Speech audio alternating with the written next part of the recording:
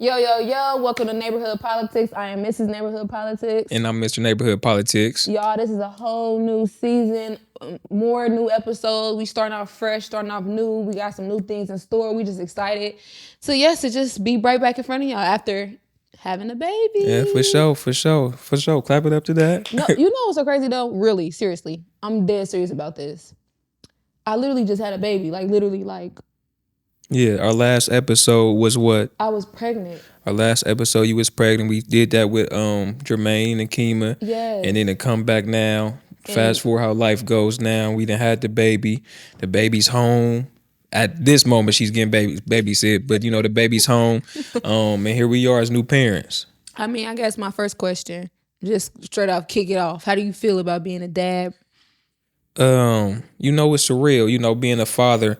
You know, like I say, I talk to some of my friends, man. It's like, I feel like you have to, and it's funny, you know, it sounds like what, but you have the baby, and then they like, here you go, it's time to be a father. Yeah. It's no time in between to be like, all right, the baby, we know the baby's here, the baby's gonna go up here, and for a week, and we gonna, I don't know, monitor, I don't know, whatever the case may be, but it's like, you have the baby, here it go. So, you know, for that right there, it's been like immediate change in your life because it's really no transition period outside of the pregnancy part of it. Mm-hmm. But to go right into fatherhood, it's been a blessing, and I've already see myself growing tremendously in this short little time period of a month. Like growing how?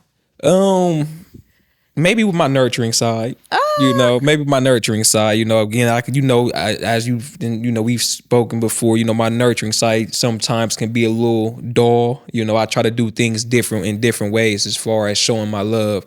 And I know with a daughter and having a child now, it's like, until she gets like 16, I can't flourish her with the nice cars and stuff. So I gotta actually like you would say, kiss her, give her little hugs and give her little smooches on the cheeks and stuff. So, you know, I would say maybe the nurturing side and knowing like I have to be like getting into this mode. I think for like being on the opposite side, watching you, I feel like it kind of came organically because it's not like something I had to like coach you into. Like maybe I prepared you for that, all the like, you know, me like my little whining and complaining and asking for love. It's like, I don't know, seeing you with your, even like when we was in the hospital, like when she started crying, you was like, no. Like, you know, you was just, it just came like this. So I know that a lot of people say that, like, oh, when you become a mom and when you have it, just the nurturing side is gonna kick in. I guess for me, I could see that with you because literally I ain't had to be like, no, baby, don't do that. You know, I just been able to just watch you just be like in daddy mode, even though you be hitting her. Yeah, I mean, I gotta be rough with her. Face and do all of that. Yeah, you know, she gotta get some tough love from somewhere. But you know, I guess it's one of them things to where like I said, just getting thrown in there. So where it's like, wow, I gotta be a father today. She just had the baby an hour ago. Now it's time to be a dad. Yeah. But again, I think maybe having a wife, and then I don't know, dealing with girls, being a teacher and always having, my young ladies coming to the classroom and sitting with me and, talking, and then you have been a cheerleading coach.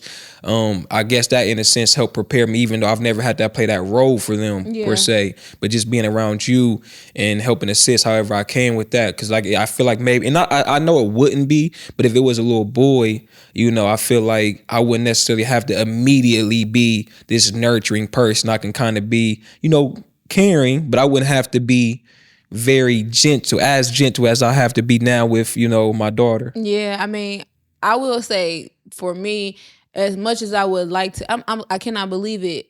God definitely has, was preparing me to have a girl. I could say that from, like you said, me working with cheerleaders, me working with the beautiful butterflies, and then like you too, because you had what you coach for girls basketball, and then you just like, okay, so I feel like God definitely kind of was getting us prepared to like deal with a little girl. Yeah, for sure. That I ain't gonna lie. So for me, having a daughter now, it's like I just told you, even on our way here, I'm like in the car, I'm like, I cannot believe that we have a daughter. Yeah. I'm having those moments. I think I'm gonna have those moments for the rest of our lives because I just can't. I'm looking at her like, this is my daughter. We joke. I'm like, is this our baby? Like, did they swap us babies? For sure. I mean, I just don't know. It just feels so surreal. I don't know. And I feel like since Yara been here, I feel like I just kind of like she instantly just made me want to just be better. Yeah. Like before she came, I feel like she was already preparing us to just want to get better. But like now that she here, it's like, nah, I really, really, really want to be a better you, be a better me, a better wife, a better mom, a better mentor, just a better person. Like, but also too a better child of God. It's crazy because it's like I really want to like be better even for God. It's weird. I don't know how to even explain it. It's like I want to learn what it's like to be actually a child, and you know, and have God's provision and love and things of that nature, so I can reflect that to her. Yeah. Well, I would say two things. I think I have more of those moments as far as like that surreal, like, wow, this is really a real thing. Kind of when I will be sitting there with her sometimes. I'll be like, she really got knuckles. Or like, you know, like she really got 5 toes and she really got, you know, little hair, just as tiniest of things because, you know, when you reflect back your first doctor visit, when you when you find out you're pregnant, you go in there, you get an ultrasound and there's nothing there but a little gray dot. Yeah. And to see that gray dot turn into a whole human being has been the moments for me. That's where it's like, wow, this is really surreal. Like, you know, we got the app and it'd be like week 25, your baby is developing lungs now, you know, but you don't see that, you know, week 27, your baby is developing fingernails. Yeah. You know, you read it, you be like, wow, fingernails, really? I don't believe that. That baby ain't developing no fingernails today, this week. But the baby really comes out and it really, you know, to God's grace, really, you know, has all the everything, you know, leading up to you know, it, so it's like that's been the moments for me that's where it's been like surreal to where it's like, wow, this is really a human being and God's gift. And then secondly,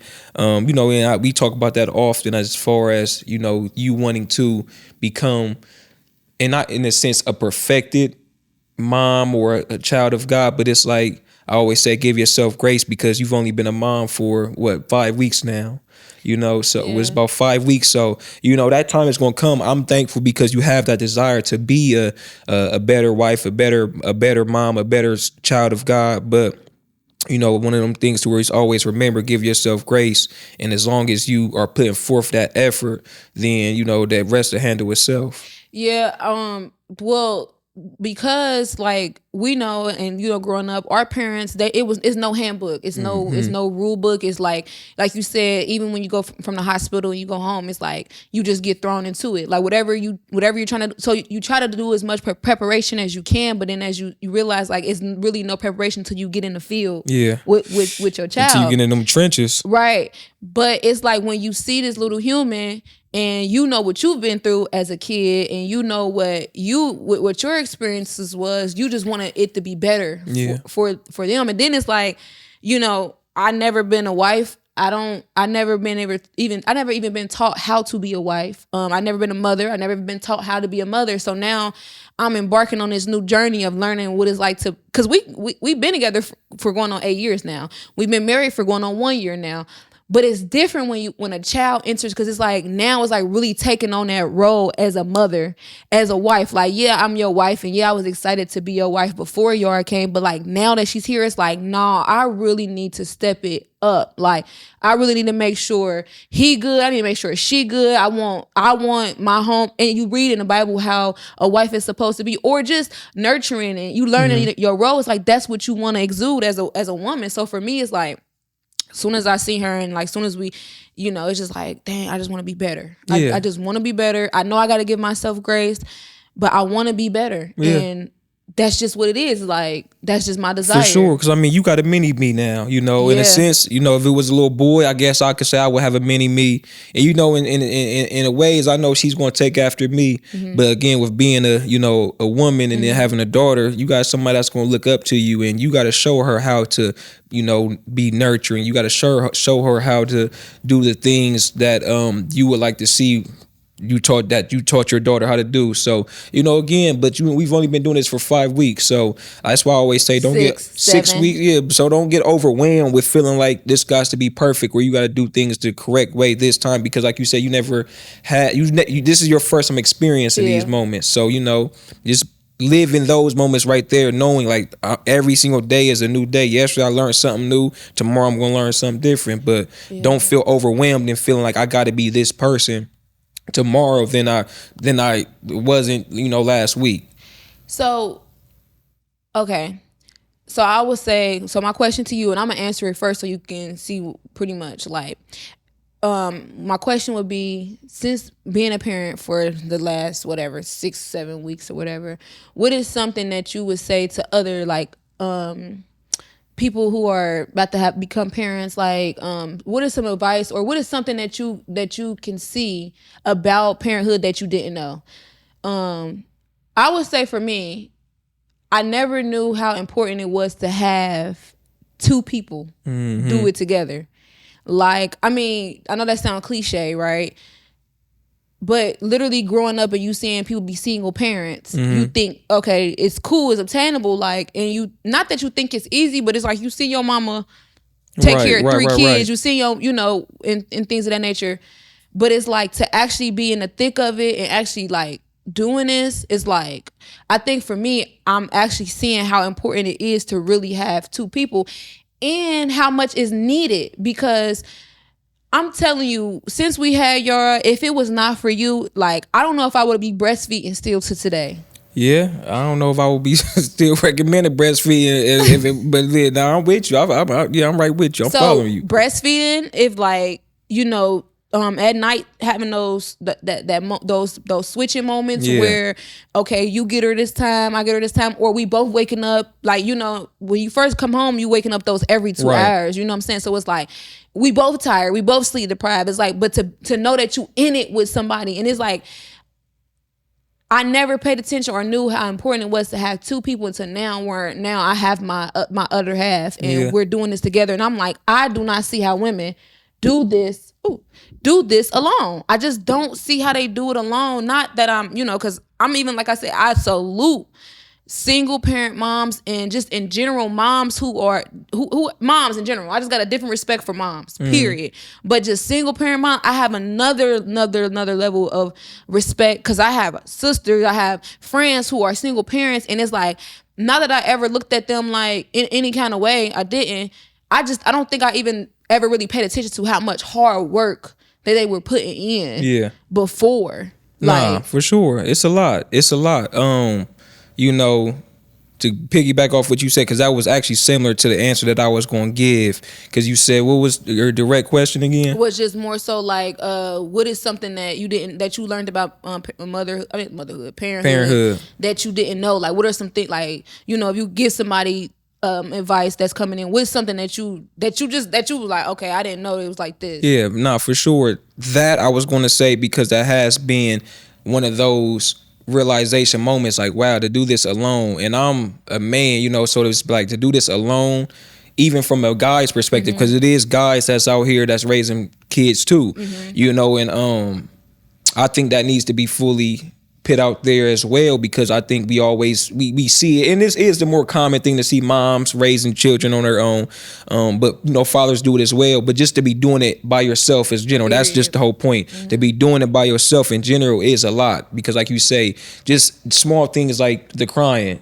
sometimes you might be like, what, I need for you to go pick her up for a little minute, or whatever that situation may be. But that alone is a lot, because imagine if you didn't have nobody, like you say, imagine if you didn't have nobody and you was living by yourself and you had to go shower or do small things to like, how do you go shower? How do you have them relief moments? So definitely I would say the realization of knowing that it is really imperative for it to be two, that's important. And then I guess, just to kind of give a different answer, something that I learned, or it's a thing that I would like to give to other males or fathers that I'm going to specifically speak to is, I guess the patience part of it and being supportive. Because, for instance, with you for breastfeeding, I remember it was like our first or second day home, and I don't even know if it was a moment to where you was like, it's hard or whatnot, but I just remember laying there and I was just thinking to myself, like, man, just let her know that she don't have to do this, And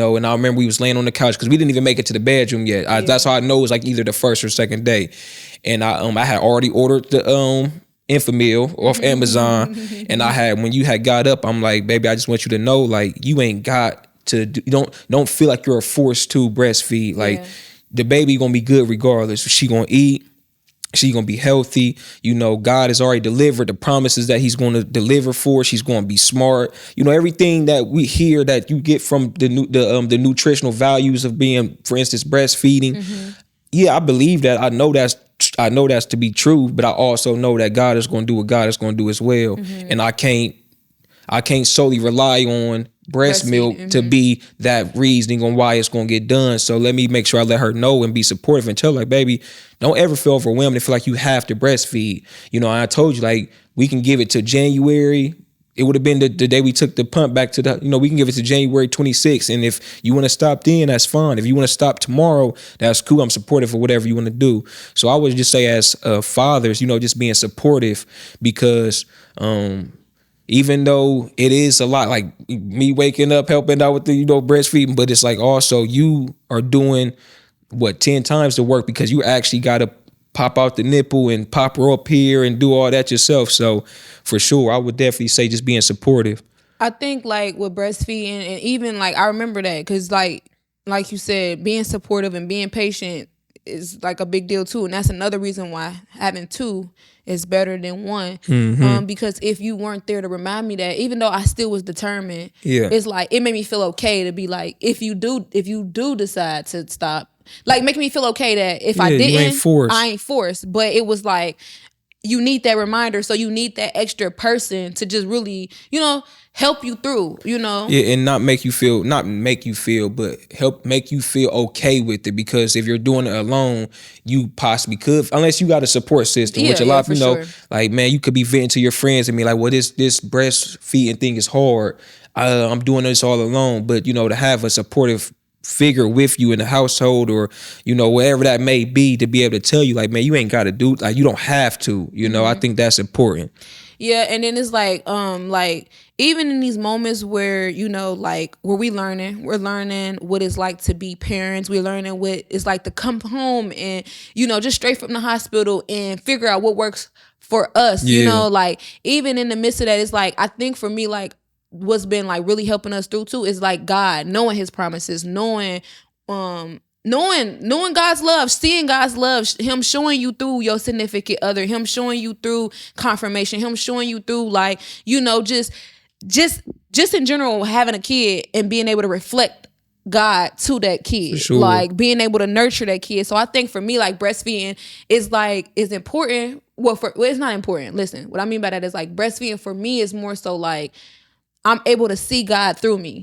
So it's like when I just like, I don't want to give up. I want to continue to nurture her and see God through. Because every time I'm feeding her, I'm like, God is providing. God is providing. So it's like almost like speaking to me like spiritually. You know what I'm saying? So for me, that's like one of the ways that God has been like motivating me. Like I could see spiritually, like he is providing. I didn't even think I would be able to breastfeed. Just because you hear all these stories about breastfeeding and how some people don't go through with it, or how some people can't produce milk but they want to go through. You hear all these different stories about breastfeeding, but it was like once I decided and I put my mind to it and I was able to, she latched soon as she came out and I was able to. It's almost was a thing like, thank you God, let's see how let's see how far we can go and how much we can do. So for me, that was one of the things that I seen spiritually with God, and like with feeding Yara, and like what's something spiritually that you feel like you could connect with on God when it came to now just being a father, like something that you learned. Well, first I would say, to kind of go back to the last point, I think it's also important for, women in particular to know, because again, males, like we was just speaking about, we kind of just coast through, like we okay. If I'm faithful, I know that everything gonna work out. I think women, and I could be wrong, I think women tend to seek information in areas to where it doesn't necessarily have to be their information. It doesn't have to pertain to them. So instead of individualizing, knowing that your situation, your pregnancy, our baby is everything about it is us. It's different than the fact of, like you say. Yeah, I did read that, or I came across on TikTok that some people are having problems with breastfeeding. I think it could be a problem because then you start becoming overwhelmed with, that first time that the baby don't latch, she ain't gonna latch because I've read 20 times that it didn't, on TikTok where I came across a video of my baby didn't latch, it was problems, you know. So I think always remembering that your situation is your own individual, just because, and this wasn't our case, but just because your baby doesn't latch for you maybe the first time doesn't necessarily mean that's what it's going to be every time down the line. So don't get overwhelmed on finding information from every single, or pulling information from other places, because that may not pertain to you, you know. So just stay motivated to your course. Hey, I ain't gonna lie, that's really, that you pointed out, I get it. Like, that's, you right.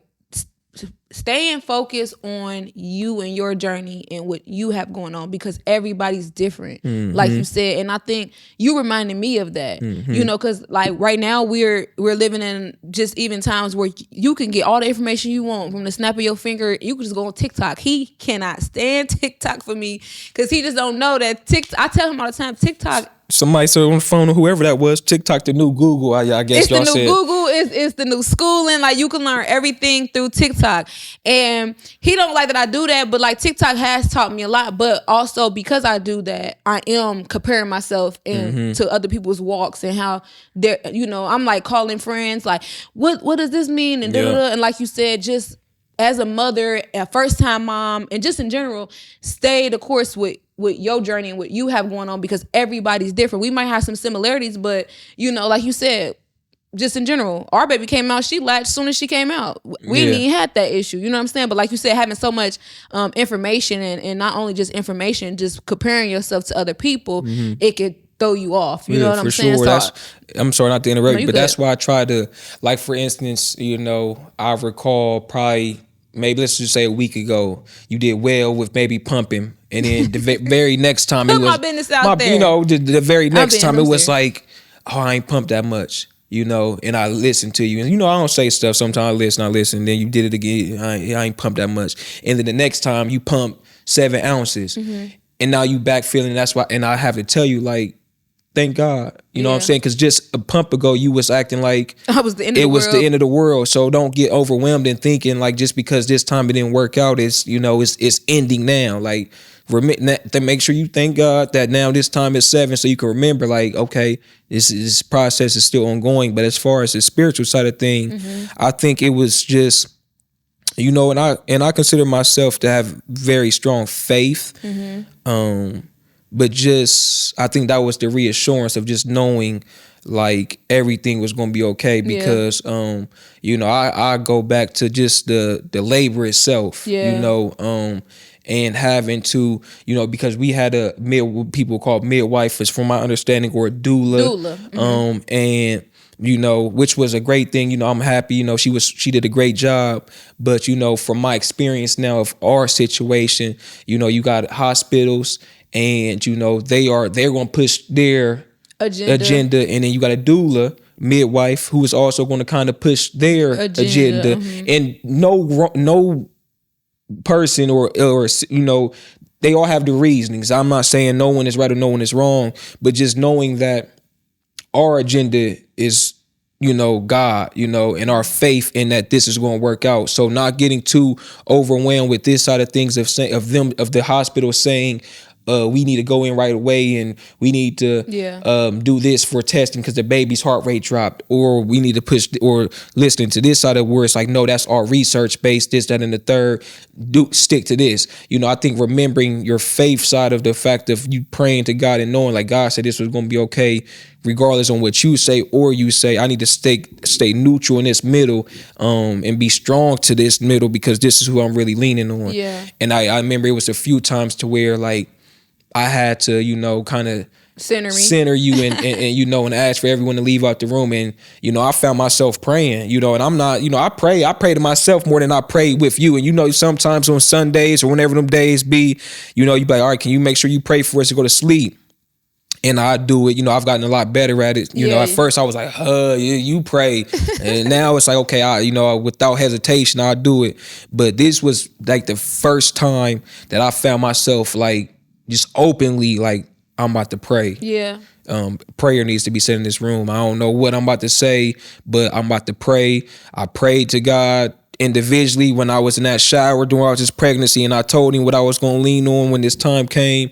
Now this moment is here. Let me take my wife's hand, because this is a high intense moment, and let me just pray. So I think for me spiritually, that was my growth, because I had yet to really ever do that. I had yet to be like, come into the house on a random Thursday and be like, all right, baby, let's pray, and let's pray this for our night. And I had yet to do that, even though I go to church, go to Bible study, I get in my word. I had yet to take that step. So to take that step then, that was, I would say, was my spiritual growth, because again, it was probably 2 or 3 moments to where it was like, man, yeah, let me bring Jesus Devontae Christ into this Jesus Devontae Christ into this situation, because it's getting wicked in here. Yeah. So let's figure it out. No, first of all, man, okay, I'm so proud of you, because you got me back to life a couple times. And no, I really did see you step up, and I feel like just in general, the whole birthing process of Yara was like just a different side of me and you. I don't know, it was just like, it literally to me brought us closer, and we was able to really like support each other and be there, even though I was the one going through all the contractions. Mm-hmm. Just your support. And you too, you matter. It's not just about like me in that moment. You having a support that you want, and also too being the head of the household, being the leader, being the one that's over. Like you took control in moments where I didn't really realize what was going on. So I definitely do want to say, like, I do see your growth, and you definitely did do that, and you definitely did grow. Like, I don't know, I can't say nothing else but that. But let's go on talk about the birthing like the birthing process, like how everything transpired, and then also to bringing awareness to how things work on the hospital side and the doula side, and how things was revealed to us, and just in different ways how God showed us, okay, and how really leaning on God can really just kind of literally just, I ain't gonna say shift, but it's like that thing where it can literally lead you into what needs to be done, and being okay with that, right? Because that was the thing. So Yara wasn't due until January the 4th. I knew that she was gonna come before the 4th. Honestly, I would say January the 5th. My app said the 5th. The doctor said the 4th, but she was already measuring that a week early, correct? And my mucus plug ended up coming out on a Monday, and then like Tuesday I kind of start like contracting, and Wednesday and Thursday was the 2 days where for sure I was like contracting. We ended up going to the hospital. We went to the hospital. I was 5 centimeters dilated. But I was proud of myself, because you said I did a great job with just laboring at home. Yeah, for sure. And I'm not gonna lie, I did not think I would be able to do even that before. Just hearing all these, like you said, you got to stay the course. But hearing all these other stories, I just did not think that I would be able to endure. And I'm sorry, real quick, shout out to my boy Jay Jack, Stay the Course podcast. Oh my God, yeah, my boy. I didn't think that I would be able to contract at home. I didn't know what to expect. I always had like a negative thought process on pregnancy. How you feel like your experience was going to be. Yeah, I just always did. Just kind of just fear. Like literally fear. So long story short, we get to the hospital. I'm 5 centimeters dilated. They keep us. When they keep us, we spend a night. We dilate all the way up into 10 centimeters. But along this process, y'all, and I think it was just we was just getting tested. I don't know. Do you think it was like a test, or do you think it was just like moments where it wasn't even more so a test, but it was more so like God. I don't think it was a test. I think it was, I guess you could say that. I'm sorry, excuse me. I guess maybe you could say it was a test, but if anything, I guess, I know it's a test for myself, but I would say maybe a test for you, because again, you like controlling things. You like being in control of the dynamics of not when I say mine, not me per se, but my situation. You like controlling that. I think for you, it was probably more so one of those things to where it's like, again, because they was asking you questions, and it was like, what should I do? Or, do you want this? Do you want this? Do you want that? Should we, and I think it was one of them things to where it was like what was the name of the book? Supernatural Childbirth, to where, you kind of wanted things, or you foresee things going a certain way. So I think it was a constant reminder, like God showing like I'm in control of this situation, but just trust and believe that everything is going to be good. So if it had to be a test, I think that would be the test of knowing, like, again, God is in control. I know you plan for things to go this way. I know you wanted to go this way. I know you're, what is the plan called?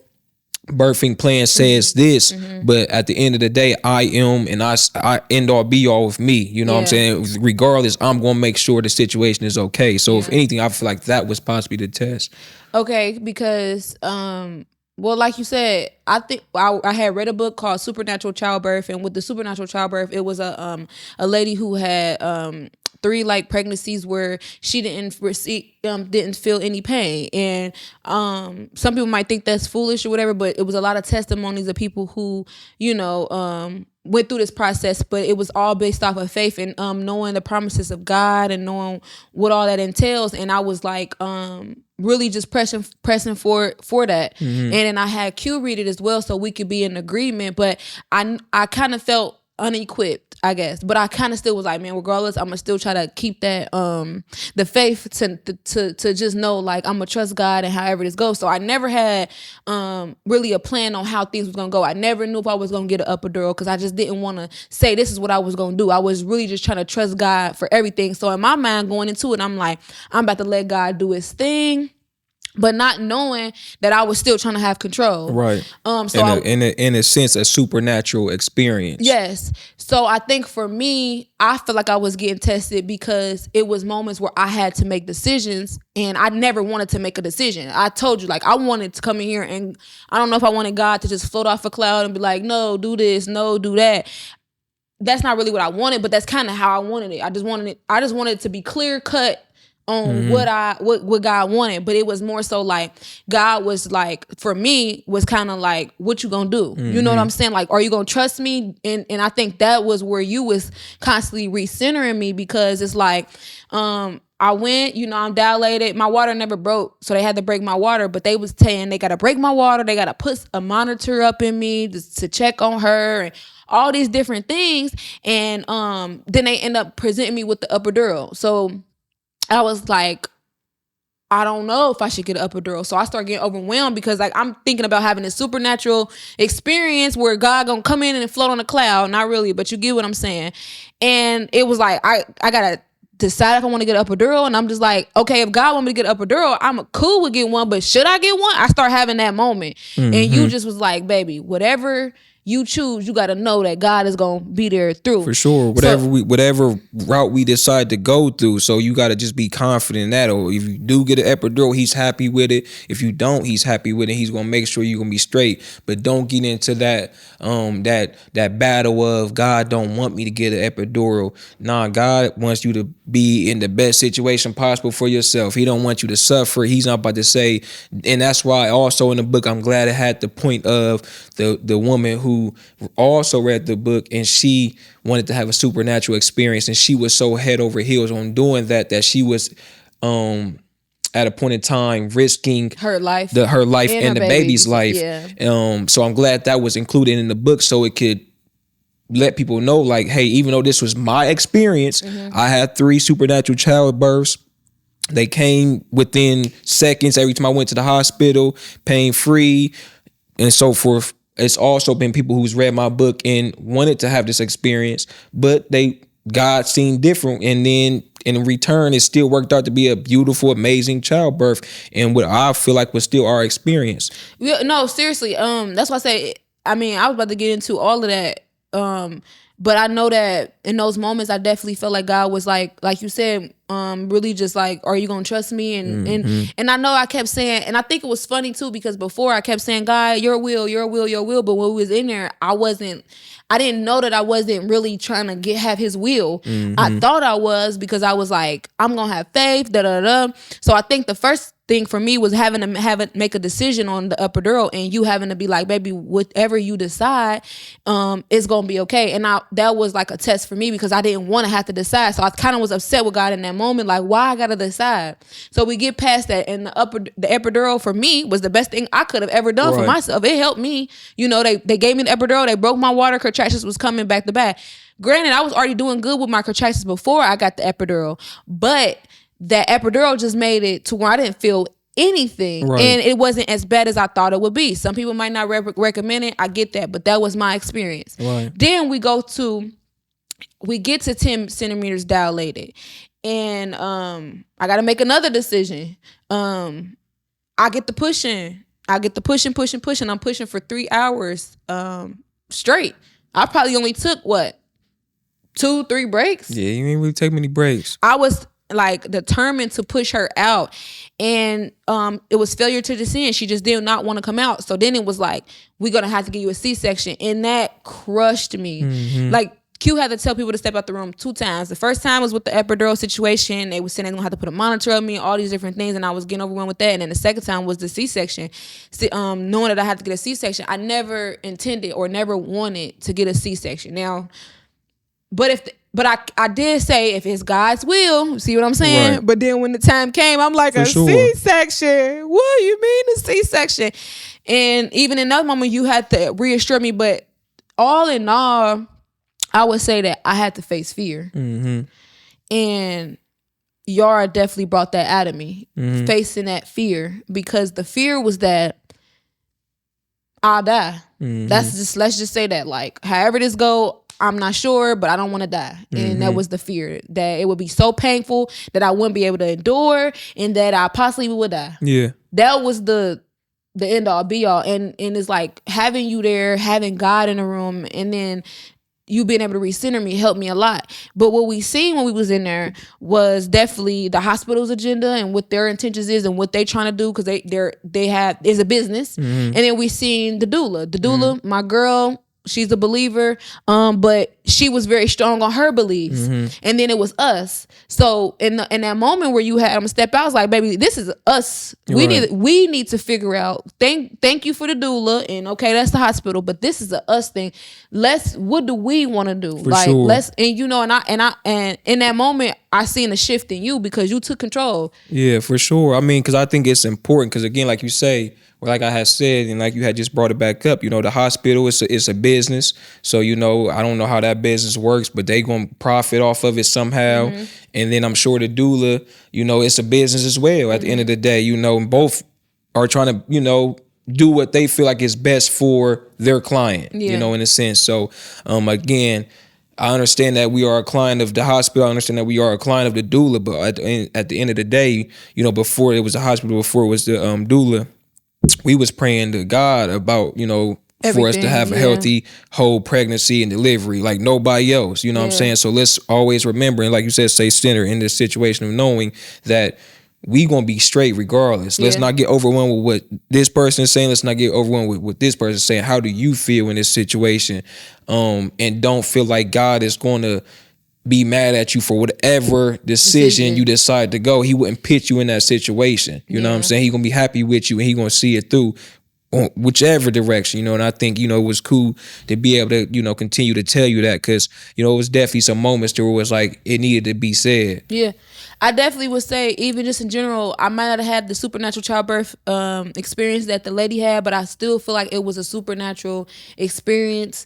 Like you said, not only because decisions had to be made, and then just even us together as one in there doing this together, and you motivating me, you encouraging me facing fear, you being able to coach me through. And I think for you on the opposite side, just seeing you be like, step up. I'm stepping up. You know what I'm saying? To see that was a turning point for you. You step up all the time, but I'm still like, the way you did it in that moment. We never had that experience before, to where you've never had to be in that predicament. But in that moment, you just rise to the occasion, which helped us both through the situation. You know what I'm saying? Because it was definitely a thing where it was like God's will, and decisions had to be made, and really still having to have that faith. And for me, the reason why it was supernatural is because I feel like I beat fear. Yeah, you did an amazing job. And that's why I told you that. And then when I was even, let's say, texting somebody like Dynasty and keeping her in the loop, I made, that was she did an amazing job, because honestly, you knowing you, me knowing you, going into this experience, I'm like, man, I don't know how I'm about to coach her through this experience. I don't know if she gonna be being dramatic. I don't know what, but it's just about to be rough. But it wasn't, like you say, you surpassed even my beliefs of what I thought it was going to be, to the point to where I literally was before I I didn't say it, but like you said, when we was like, when we gonna go through with the C-section, I'm like, I was being okay with that, you know, because it was like you had already surpassed and went to extreme measures of to where I'm like, wow, this is a lot. I'm literally sitting there and I'm not even literally, I'm just here supporting pretty much. I'm the father to be, whatever, the husband. But I was in my mind like, yeah, we not doing this again. I'm good. You know, and I'm not even the one pushing, but I was like, this is too much. I'm cool. I'm not putting her through this again. You know, I don't want to be back here again. This is crazy. This is a lot going on. So to see you being able to just keep on going through, to keep on pushing, I was like, wow, she really turned up for this one. You know, and I don't know if I've said this before. I don't think I have, but I want you to always remember the strength you had in those moments. You know, don't ever forget, because now we're back into our normal life. Don't get to a point to where it's like, man, I can't. I'm not going to be able to. Don't shrink, because in that moment you didn't shrink. You rose and surpassed to try to do what you feel like you needed to do. You know, I think in normal life it's easy to shrink because that can be a norm, and where it's like, okay, I know I'm going to be good. Let me just go ahead and just not necessarily live in this moment, but, you know, figure out another way I can get through this moment. But in that moment, you was like, nah, I'm about to push this wall down and I'm about to break through this concrete, to the point where I was the one low-key shrinking. I just ain't want to say nothing. I was like, yeah, this is too much for me. I'm about to step out the room. I ain't gonna lie, this is a lot.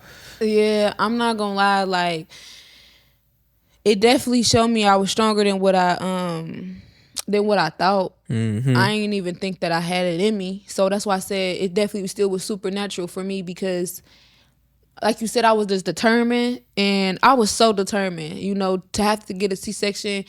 It was heartbreaking at first. You know, it was something that I had to like come to grips with, because it's like, I'm not a person, like, I already knew that my body was going to change, already those different things. Like, I never been a person like that's so like attached to my body to where I'm like, you know, that wasn't the issue, which is more so like, that wasn't the plan in my mind. Mm-hmm. So to push for 3 hours to even just throughout pregnancy, and this is for any mom to be, or, you know, sometimes we try as women to just like do everything that we can to be, you know, to be prepared. Mm-hmm. You know, I walked, you know, we walked. Mm-hmm. We walked. We did everything, you know, even with me being considered high risk, we went to every doctor's appointment. Anything that they told us that we needed to change, we changed. We was just determined throughout the whole pregnancy. And we just was set up a certain way. And to get in there and things be the total opposite, it's challenging, but it's like you said, in those moments, are you gonna rise to the occasion? And for me, it was like, even in that moment, I was determined to push her out. Like, yeah. You know, we was pushing, because you was helping me through, you was coaching me through, you know, and I didn't feel bad after, you know, that part. I didn't feel bad about that part, you know, when it came to having a C-section. Like, one of my friends said to me, yeah, you know, they say with C-section mommies, like, they don't really consider them mommies. Like, not like that, but I guess, like, it's a thing with when a woman get a C-section, it's like, because you didn't vaginally push them out, it's like, I don't know if it's a thing, but I'm like, can't nobody tell me. Yeah, but see, that's some fried stuff. See, but no, that's the world that we living in, and that's the thing. That's really a thing. Yeah, but I believe. But see, that's the stuff that, you know, tick me off when I hear crazy stuff like that. Yeah, but she wasn't saying it to me. I know. But she was just saying, like, you know, that's what people. It's unfortunate. It's unfortunate. That's the world that we living in, to where someone would even have the audacity to say that just because they didn't. Because to be honest, I mean, I can make the argument that if you went through with the C-section, you endured more than the one, you know, or you can make the argument that you didn't. So either way, yeah. You know, that's just that's crazy for someone to say. But it's unfortunate because you can pit that into a woman mind, and to make them feel like you know you're less than, and which is not cool, because at the end of the day, that's what we trying to revert or refrain from doing nowadays in our culture anyway. Let's stop making one another feel less than each other or one another because of the experience that someone may have experienced in whatever that case may be in life. And I think one thing about being so determined, I think I said this when we was actually in there, like, And this was one of the moments to where even I kind of, because I'm a very determined individual. Yeah. I'm very determined. Like, but in this case, I remember telling you, like, don't be too determined. Yeah. Like, don't be too determined, because it comes to a point to where you self-destruct. You self-destruct. Yeah. And I don't want you to be in here and self-destruct trying to push, or self-destruct trying to, be too stressed out, because you've been determined. You've reached the peak of your determination. Anything after that peak is going to become downhill. And, I was thinking like rest in peace to the late, great Kobe Bryant. But everyone knows, like, Kobe Bryant was so determined to be the best basketball in the world, to where he didn't have any, from what we know, from what they say, a social life while he was playing basketball. Like, he just, from what they say, had just started having that social life after basketball, because he was so determined while playing basketball to be the best ever, to where nothing else mattered. So in the case, self-destruction in the sense of, that part. So don't be, and I have to, like I say, remember to my own self, like, don't be too determined to do something to where you start losing sight of everything else. Yeah, because even, throughout that, like I said, having a C-section, I even said to the friend, like, girl, ain't nothing nobody can say to me, because I carried this baby. I really pushed this baby. Like, you know what I'm saying? Like, I put in work. So regardless, I'm not going to ever feel like less than a mom. You know what I'm saying? So that's why I say to the moms who have C-sections, like, first of all, I'm a C-section mom. I'm a proud C-section mom. And I don't feel no way. I did because of, my plan versus God's plan. But like you said, I'm strong throughout it. I was able to push through. I had a plan, but God had other plans, and we don't know what God was protecting me from. Sure. We don't know what God, and to be honest, C-section, even having C-section, sometimes it's a miracle. It just in general, like, the fact that what we want is a healthy baby and a healthy mommy. You know what I'm saying? And when my friend made that statement to me, I told her, I don't care what nobody say. I know for a fact, but I can say as a mom, you do think, because you hear, like, when you have a baby, you're going to be so in love. They're going to come out. You're going to this new world going to open. I didn't feel that. And I also talked to one of my friends about that. And she said, yeah, I'm not going to lie, I didn't feel that either. So I thought something was wrong with me. Yeah. But that's not the case. You know what I'm saying? For some people, like you said, your own experience, it comes as you grow with your child. And some people, it be instant. You know what I'm saying? So I think, like you said, on a journey of motherhood, to always just focus on your journey, your experiences, and your situation, rather than comparing it to other people. Because throughout that whole process, it was supernatural for me. And I would say us, you know what I'm saying? Like, God made promises, and even then we was able to see his promise fulfilled, for sure. Even in that moment, we was able to just really, like, push forth, push through, learn and grow in that moment. Because like you said, the hospital, they got agenda. Then if you have a doula, if you don't have a doula, like, everybody else has different things going on. You need to be sure about your relationship with the Lord, what you going in there to do. Yeah, your relationship with the Lord, or whoever it is that you pray to. Just be sure in your faith that, whatever it is that you want, that it's going to be okay, or whatever you believe in, because that's important. Because if you go into a situation unsure, if you go into a situation not willing, but and you're able to be kind of told anything or swayed it any direction, that's not good either. So, just being faithful in your own walk. And that's why I think what was the benefit of having a doula, because we were able to foresee things that she told us that they were going to say, that they were going to do, like, they're going to offer this. And if they offer this, and like you said, sometimes it could be a bit overwhelming because it's all this information and you really stuck with the ultimatum or the decision to figure out, what am I about to do? But ultimately what led us was just God and trusting in him, and just being like, all right, let's sit still and just trust that whatever decision we make, that's the decision that he wants us to make, because everything was a part of his, his plan, Sure.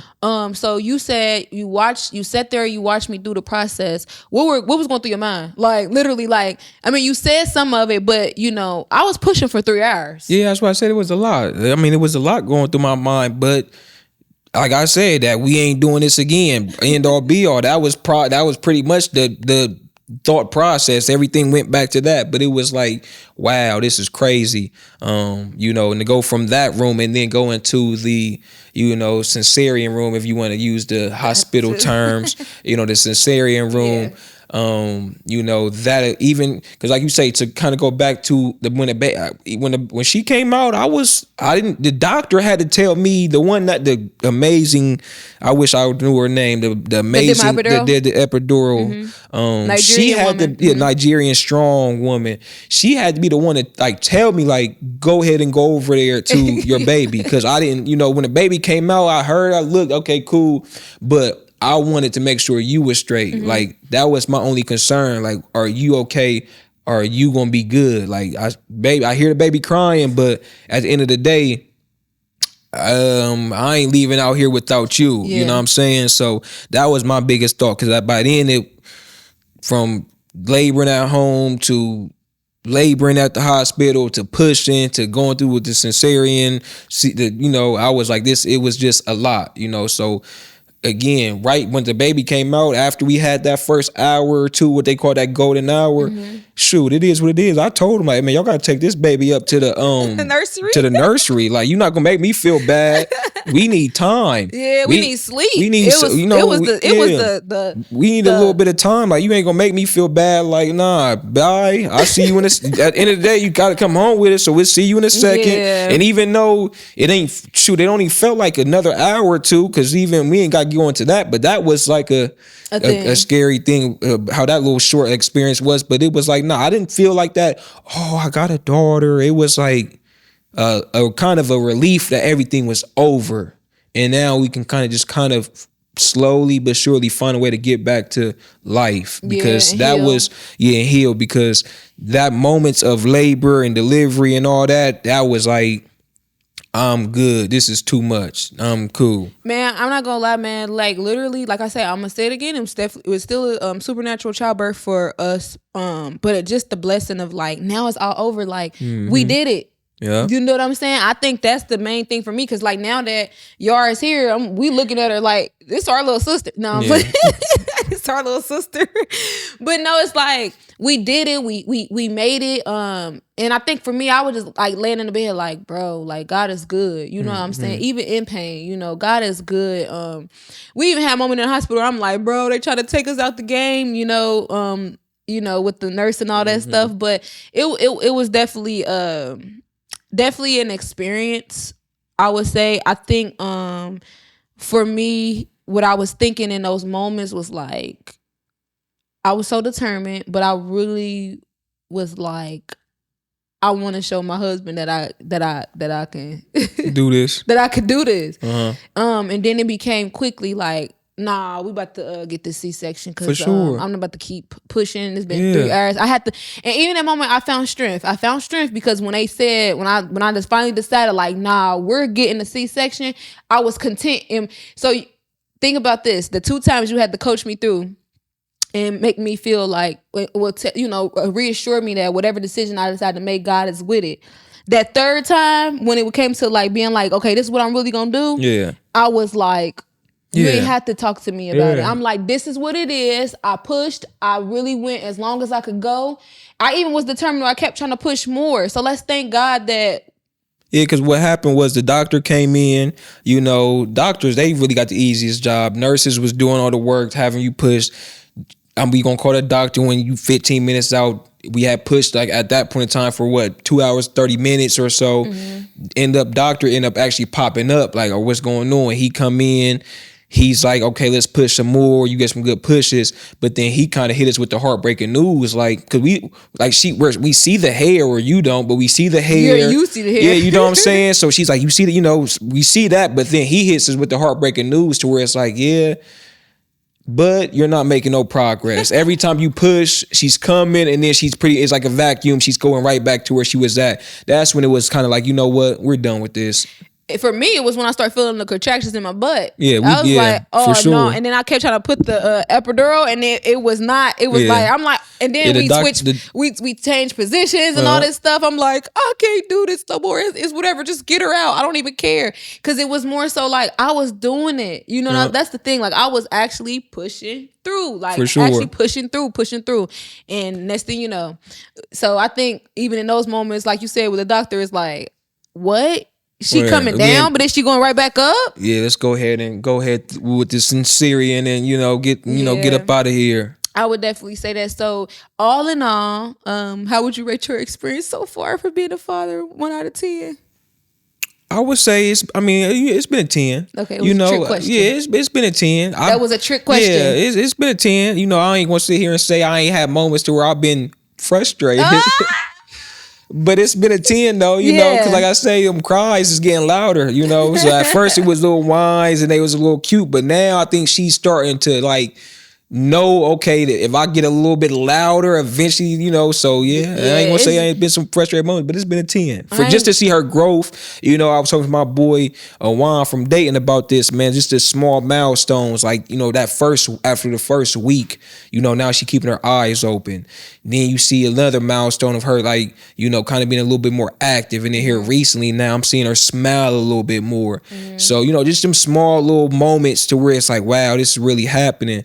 I definitely got to rate it a 10 for sure. That was a true question. It was supposed to be a 10, sir. I thought about saying 8, but it's a 10. Whoa, really? No, for me, it's definitely been a 10. It's definitely been intriguing. Like I said, just in general, like wanting to be the best, wanting, and not even really just perfect, just more so really looking at this little human being, just trying to figure out how do I make sure that she's having, she's comfortable, like in our house with our dog. And Isis has been a good big sister. Not today. Yeah, she is. She's been a good big sister. Y'all, today. She thinks Isis tried to bite her foot, but she was just trying to opened her mouth like a dang on shark. Big sister love. And was like about to take her little foot off, and I was gonna take her little head off.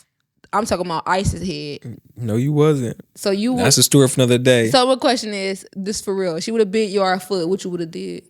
If she would have bit Yara's foot, actually had Yara's foot in her mouth, we would have had a situation. Would you have killed her? We would have had a situation. No, I'm asking.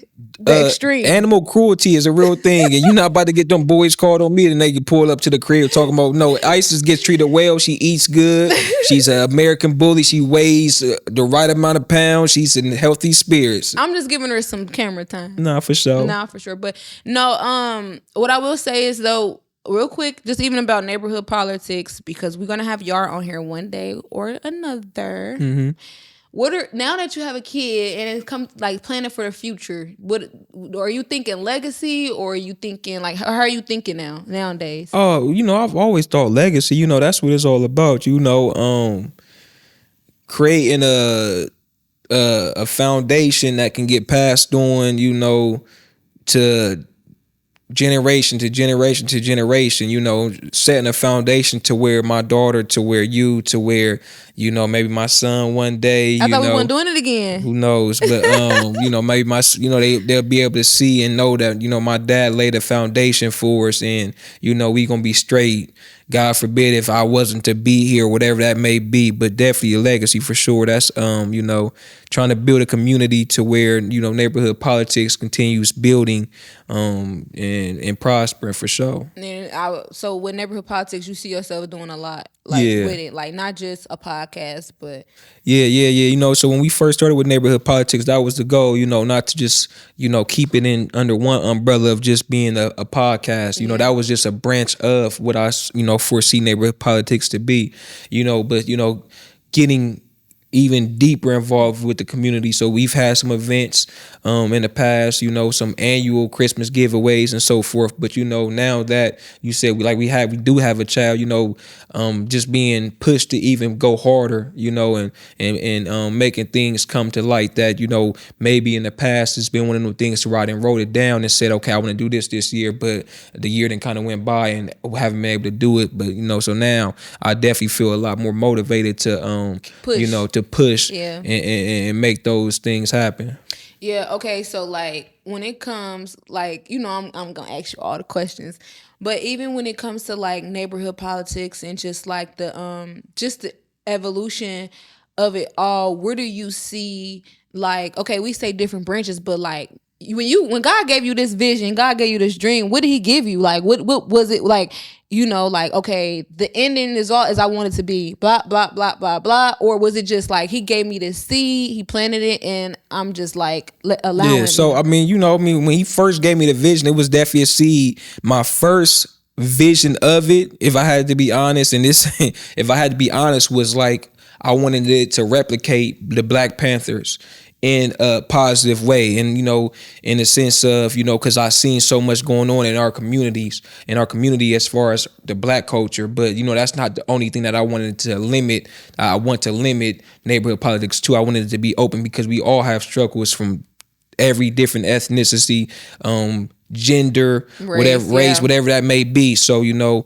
at first it was, I wanted to be a new Black Panther Party, to where, I remember I told you, like, to where, unfortunately, let's say someone passed away in the community, me and a group of 40 of my boys, or 40 dudes that's in neighborhood politics, pull up to the funeral home and, show support in that way. And, I still would love to do things of that nature, not to go that deep as far as, the funeral but aspect. Just being like a Black but being representation. a Black present in a Black positive presence in the community, for whether that be for males or females. So that was the initial was just for males, but since we got going and you've done such an amazing, lovely job at being a co-host or a host of neighborhood politics, I'm like, we cannot limit this to just males. It got to be for women too, because we all got stories, so a solid representation in the inner city community, I would say, not for just Black people, not for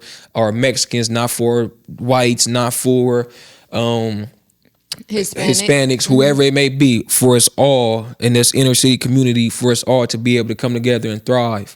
Okay, so we got neighborhood politics. You came up with neighborhood politics as the name, for sure. And then your slogan is "We all we got." Yeah. When you say "We all we got," what do you mean? We all we got? Well, rest in peace to my brother Treese, man. I gotta give you credit, man. So, this was in high school, and I forgot what team he said that they was playing. He played football. Like, I stopped being gay football up after I broke my elbow 75 pounds. Like, I'm a hooper. But Treese, he said it was, I don't know if it was Eastmore. I feel like it was his team out east. No, not that it even matters. Anyways, he was saying he heard them chanting "We all we got" before a game.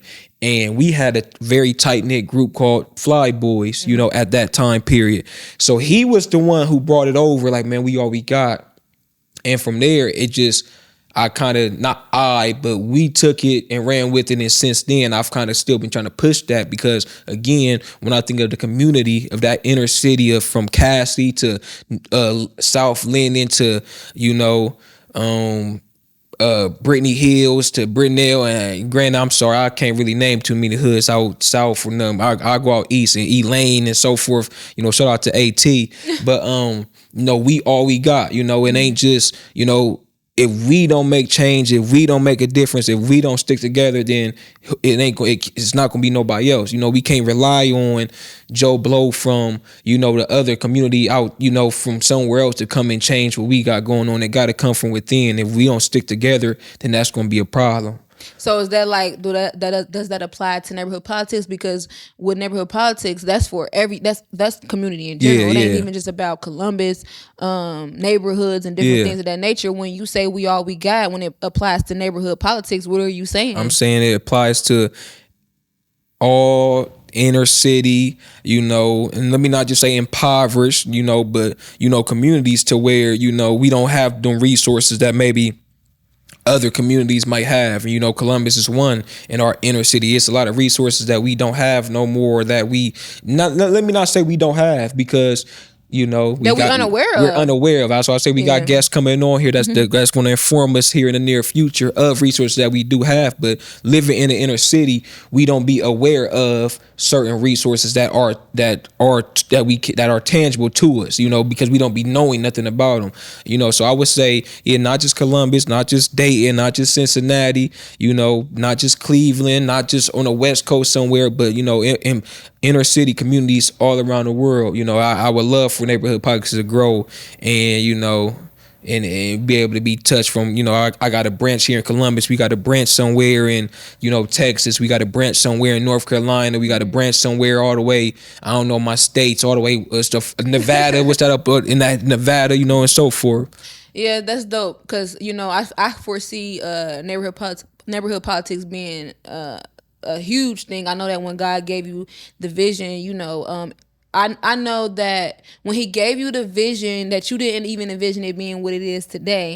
And we still got so much, you know, more ahead of us than we do behind us, I would say, you know, time where God can really show you like how he can be an impact on everything that he has given you. And it's not even about you, it's just about the vision, like you said, for the communities, helping not only just, you know, males and females, but you know, the youth, you know what I'm saying, getting our communities back, just in general, you know, making people aware of certain resources that need to be made aware of, you know, providing that support, you know what I'm saying, like you said, you initially had that idea of being like the Black Panthers, but guess what, that it could still be whatever you want it to be. It's a movement. Yeah, and it's still you know, because at the end of the day, I got a lot of, you know, passion in that area. You know, I've learned a lot from studying Black Panther Party and, you know, Huey Newton and so forth. So it's still, you know, we still carrying that legacy. We still carrying that, you know, shout out to, you know, the late great, again, Nipsey Hussle. We still carrying that legacy of the marathon of studying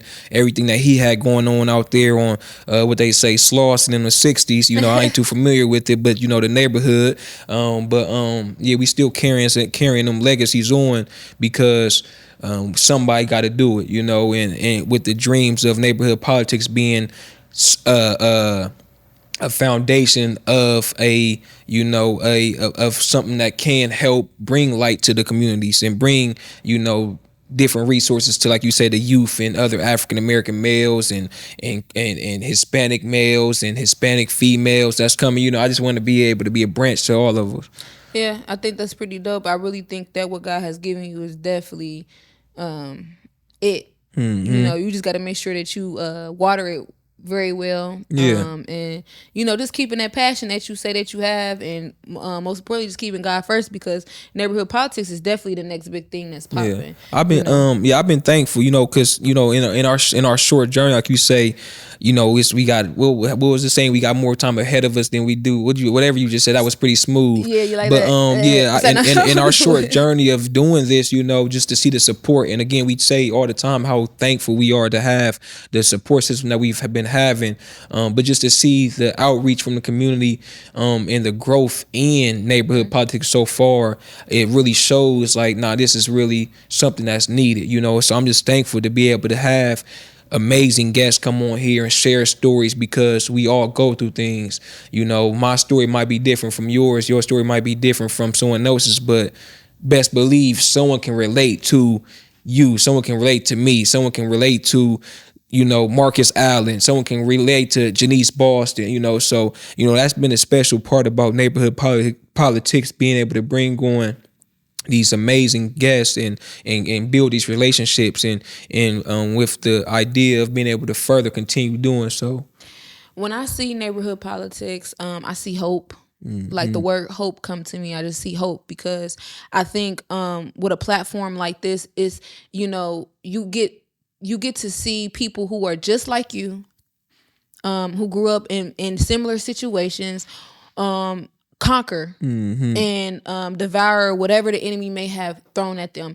And they might not be the most famous person or the most rich person that you know, but what they are, they're rich in the spirit. They're rich in, you know, just that drive, that motivation, and you know, just we able to see God's blessings with the people. All the guests that you had, God has blessed them tremendously, and we were able to see God's favor over their life. So I think when I think of neighborhood politics, I see hope, because I see that when people watch this podcast, when they hear these stories, they'll see themselves in these people, and they'll know that if they can do it, then I can do it too. You know what I'm saying? This is just the conversation. This is just the conversation part to get neighborhood politics, people to get people in on neighborhood politics, but we're so much bigger than just a conversation. This is just to get the awareness, right? And then the community service stuff that we do and that we're planning on doing, that's the second half of it. You know what I'm saying? But that's really what the root of it is. I really admire about you is your heart for the community. To be totally honest, there's not that many people who have a heart for the community. And when I say that, even just kids, we both work with kids. And what you want to do with them and what neighborhood politics is going to bring to them, I'm telling you, it's just like, it's crazy. It's mind-boggling to even think about it. You know what I'm saying? So like my prayer is that when people watch these episodes, they see themselves and they get hope. Yeah. You know? Well, because, I mean, initially that was one of the, not ideas, but that was one of the hopes, or that was one of the prayers that, or that was one of the things that I envisioned to bring on just regular internet. I didn't want to have, and granted, hopefully one day, because again, famous, huge people have stories as well. It's some great people that made it already. Yeah. And maybe one day we will get to that branch to where we can have a Cat Williams come on our show and tell it all. But Cat, if you hear us, you feel me? We looking for you. But right now the focus is just your regular neighborhood, heroes, superstar. And you remember that was funny because that was one of the names that when I was coming up with all the neighborhood hero was one of the slogans that I came up with, and then we was like, nah, I wasn't feeling that because it was Dirk or came Lil out. Baby. I'm like, nah, that ain't it. So, but anyways, just your regular neighborhood heroes that might get overlooked every day. And when I say a hero, again, it might not even be the one that's riding up and down Cleveland Ave, sitting on 22s during the summertime, looking good. It might just be, like, man, it might be such and such that I didn't ran into at Sunoco and he didn't ask for, an extra $1 and we didn't started chopping it up and he didn't told me this amazing story and I didn't realize like this was an angel the whole time. That's what the focus was, because I think sometimes we overlook, our neighbor right next door to us when it's like, man, this is really a superstar in his spirit for real. Like, but we as a culture, I think, get caught up in only seeing the person on Instagram with 100,000 likes and a blue check and looking up to these people when we living next to people every single day that's doing amazing things that need to get that not necessarily need to, but should be recognized for the same achievements that we might foresee a superstar on Instagram that credit getting. They might be living completely wrong. They just got the face. You know what I'm saying? We don't know how they really living, but like I say, such and such that's at Sunoco every day. On what's 26, that might be a hero that got a whole story to tell. I think it's all about how you measure success. I mean, this is for the people who started, and it didn't even gotta always be started from the bottom. Let's take that out of there. I think it's more so about people who. This is for the people who set a goal, set an intention, overcome and achieve it. Let's take out, like you said, the poverty, the impoverished type of mindset, whatever. Let's talk for those. This is for those people that just see something for themselves and determine and want to be encouraged and to do so and to conquer whatever it is, whether it's small or big. It's all about how you measure success. And for me, where we at and how we live in our life, to me, this is success. For sure. You know what I'm saying? For sure. Like, just in general, breaking generational curses, having a sound mind, having a pure heart, being loving, being caring, being who we want people to be for us. You know what I'm saying? Right. Just being a good example, being a role model. Like, this is success for me, and I wouldn't have it no other way. I wouldn't want to have a blue check, but my heart not pure, right, and my intentions are not pure, and I don't have no motivation, no drive. No, I want to be a person like how we are today. I can honestly say I'm proud to be who I am today, and this is how I measure success. So I'm hoping that if it's somebody that's young or even my age or even older, that you view success based off of the inner things and not the outer things. I first came across that when I was studying Bob Marley.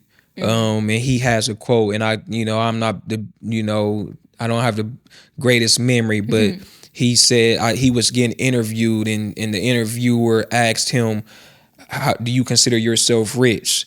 And he said, "What's your, like, to your point? What do you consider rich?" Yeah. And then the interviewer in return said something in terms of value, pretty much money.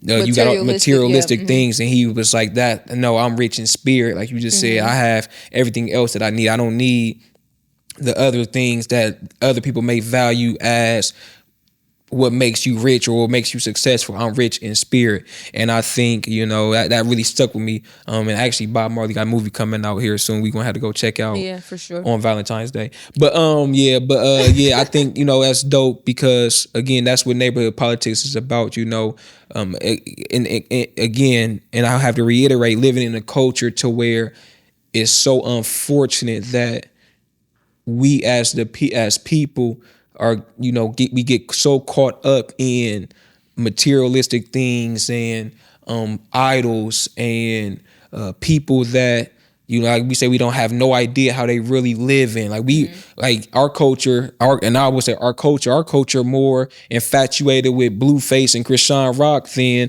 you know what I'm saying? Not to down them. No, not to down them, but we more infatuated with that than your average Joe Blow, like I say, that's just trying to do the right thing, living every single day, helping out kids, coaching, whatever that may be, passing out waters on the streets, whatever that may be. We'll pass up that person, but we'll get on our IG and we'll comment on to Blueface or Krishan Rock in their situation and give them more attention than we should our inner city of what I mean by we all we got. Yeah, nah, for sure.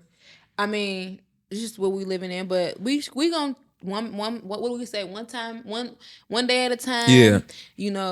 We're gonna say one event at a time, one episode at a time, one encounter at a time, like just changing the world, and that's what we can do. That's the best we can do, So I just wanted to ask you about some neighborhood politics. I had to put on my little interviewer hat. Yeah, for sure. And I appreciate that, because again, we got a lot in store this year. In general, we got a lot of ideas that we want to embark on and push for. We can't, speak on all of them already, but we got a lot of stuff that we want to start rolling out. And again, we just looking forward to it. So I'm just thankful to be in this seat, to even be sitting here and having these conversations. Yeah. I will definitely say, if you're watching this and you want to, connect, network, reach out, bring some awareness to whatever it is that you may be doing that can help the community, don't hesitate to, reach out, or, however, inbox, comment, whatever, to so we can be able to link and work together, because I think that's what it's all about. That's the goal. That is the focus. And we don't want to get away from that, because at the end of the day, this is not ours. This is God's. Yeah. So Engagement. And again, it's, and that could be health, if you guys, mental health, physical health, if you are aspiring workoutaholic, I don't even whatever you want to call it, or if you know about mental health, we here to educate. I don't know much about, I read, I study, I can tell you a little bit about mental health. I work with kids, on the special education side of things. So I know a little, but I don't know, that ain't my forte, that ain't my specialty. Yeah. So if your specialty is mental health, if your specialty is physical fitness, that was the right physical fitness. You said worker out. Yeah, worker out. I'm just saying whatever came to my mind. So, whatever your specialty is, engage and, come along, because we definitely looking for that, because again, we hear it's people in our community that can bring that knowledge and those facets on. We don't have to look to social media and the blue check mark and so forth to try to get that info, when we got people right here, right next door in our neighborhood, that can tell us and help us out with it. Okay. Well, I got one little question that's about to change the whole thing, because it's so funny to me. I just want to see what you're gonna say. Do Mr. Neighborhood Politics like to have fun? Yeah, I do. What do he like to do? Honestly, that's a good question. I guess that comes down to, because you're so serious. Yeah, I guess that comes down to being so determined. Maybe when the springtime hit, because right now I'm in full-fledged coach mode. You know, I'm in, you know, with the, you know, fatherhood. So maybe after this basketball season, I will, you know, I can kind of turn that side of things off, because that takes up a lot of time. You know, I kind of right now I'm like eat, sleep coach mode. Like you know, I can't, you know, so that takes away things, you know, so maybe after this, you know, I can find myself having some fun. Maybe we can get a babysitter, and I don't know, we can have some, I don't know, some cookouts come back around when the springtime come around. You know, I get on the grill, I do my thing on the grill, so that'd be fun for me. But just spending time with family, you know, it's cool for me.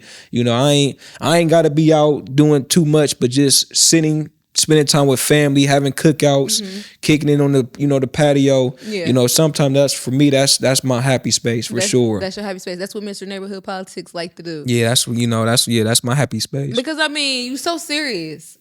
Yeah, you know, like, my boy Doe would like to say I be in character. You definitely be in character, y'all. Like, he is in full blown character mode. I mean, when you, it's real. It's who you are, because I feel like you a serious person. You know, but for the most part, you're funny. When you touch these 30s, y'all little 20, you know, don't say y'all. Yeah, y'all be touch like these you 30s. Just was there 2 years ago.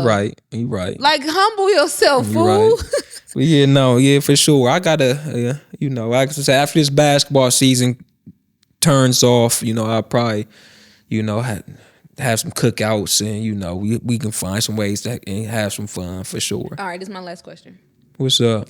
This is changing the gear again, but it's still the same thing about what you like to do.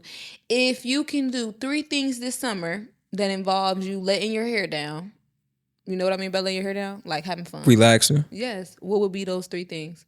Outside of, I know you just said you like the barbecue and all that. I'm talking about, now let's pick your brain, bruh. Like, we all like the barbecue. The crazy thing is, now that we got a kid, I gotta take in consideration how that's gonna work. But, you know, on some serious note, if I had just 3 things that I could just do, of course, a vacation would be one. You know. You know, because I do like kicking on vacation. I do like having fun. So vacation would be one. So like going out the country somewhere, or out of town, or just somewhere different. I think just somewhere. It don't even got to be out. It don't got to be out the country, because you know, we've been out the country and it's cool, it's fun, but at the end of the day, it all be the same thing. I could go to, you know. Don't say that because you really like Jamaica. I do. Right. I do. I like anywhere the vibes. else you act like Jamaica is the only place to go. But so I would say vacation would be one. I would like to say consistently, maybe like a basketball tournament throughout the summertime, to where it's like, you know, every Wednesday we got a game, you know, and it's like I want to keep some, you know, so maybe like let's not even answer the questions. Maybe anymore. Like you know, getting back to consistently hooping, you know, not just coaching, but consistently like hooping and getting in shape. Like, cause I done ran a suicide with my boys, and I'll be like, oh, I'm gassed. So like getting in shape and really being able to get back to hooping. So vacation, hooping, and one more thing. I don't know. I can't. One more thing, help me out. I can't. I'm listening to you. I don't know. One more. I don't know. Just 2. I'm sticking with 2. So nothing with your wife and your daughter? I'm with y'all every day. I'm good. We have enough fun. He don't love us. All right. So since we started this episode off talking about motherhood and fatherhood, you know, becoming parents, what's one thing of advice, one piece of advice that you would leave with anyone, like I said, that's about to become parents, or, you know, freshly new parents? Because we know a lot of people who just had kids just as well as us.